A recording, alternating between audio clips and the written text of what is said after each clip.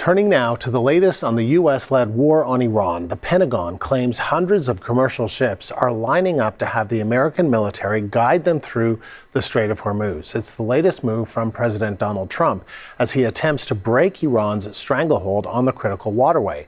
Trump spoke about the operation earlier today. He gave a rambling response when asked about Iranian attacks on U.S. Navy ships and what would constitute a breach of the ceasefire by Iran. Well, you'll find out, because I'll let you know. They know what to do, and they know what to do.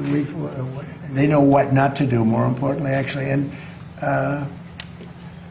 they fired them in little boats with pea shooters, the pea shooters, little boat with little, why? Because they don't have any boats anymore. Their Navy is comprised of, they call them little boats. Right? Boats or little boats. And they're fast, They're so fast that they had 8 of them, and they're all gone. And they're fast, but they're not fast like a missile. A missile is slightly faster. Journalist Nick Harper joins us now from Washington with more on the story. So, Nick, what else did Trump have to say about the U.S. operation in the Strait of Hormuz? Yeah, Andrew, not the clearest response there from the US president, but we managed to glean a few more details from him, really about 2 different operations that are underway. First of all, the new one, Project Freedom, all about trying to crack that blockage that's in the Strait of Hormuz and get US ships to safely escort other vessels through the strait. Remember, many of them have been lining up for months, dating back to the end of February when military operations began. Donald Trump said that the US had total control of the Strait of Hormuz. He said Iran is just trying to survive. He also spoke about the US naval blockade against Iranian ports, so preventing Iranian vessels from entering or exiting Iranian ports. About that, he said that it's like a piece of steel. Nobody's going to challenge the blockade. I think it's working out very well.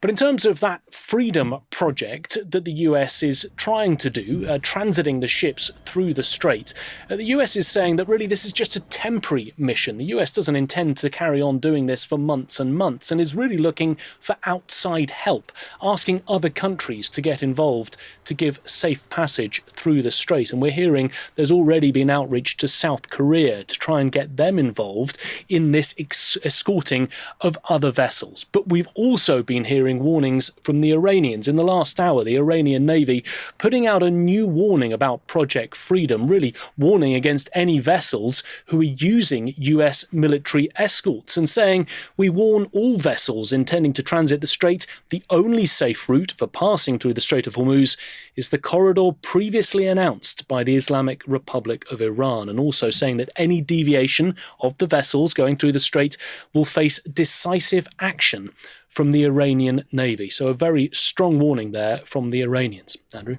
And Nick, what does all this mean for the current ceasefire? Well, you'd imagine that all of this, the strikes, the counter-strikes, would put the ceasefire in jeopardy, perhaps even tipping it to the point that the ceasefire is no longer in place. But Washington is saying the exact opposite. They are adamant that this has not compromised the ceasefire. We've heard from Donald Trump, but also the Defense Secretary Pete Hegseth. And even though the Pentagon says that Iran has attacked US forces 10 times during this ceasefire, and that it's fired on commercial vessels on 9 instances, the ceasefire, according to Pete Hegseth, is not over.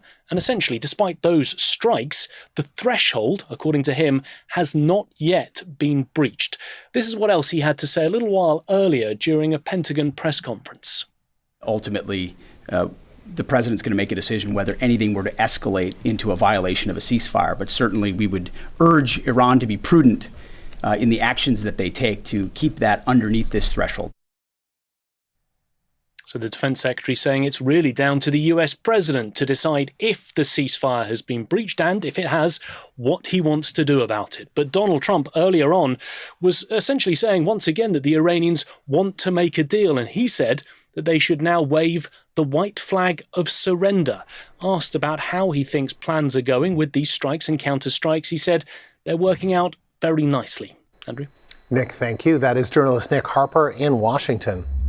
And if you want to read more about U.S. President Trump's plan to guide ships through the Strait of Hormuz and the challenges involved, we have an article posted on CBCNews.ca that takes you through the process.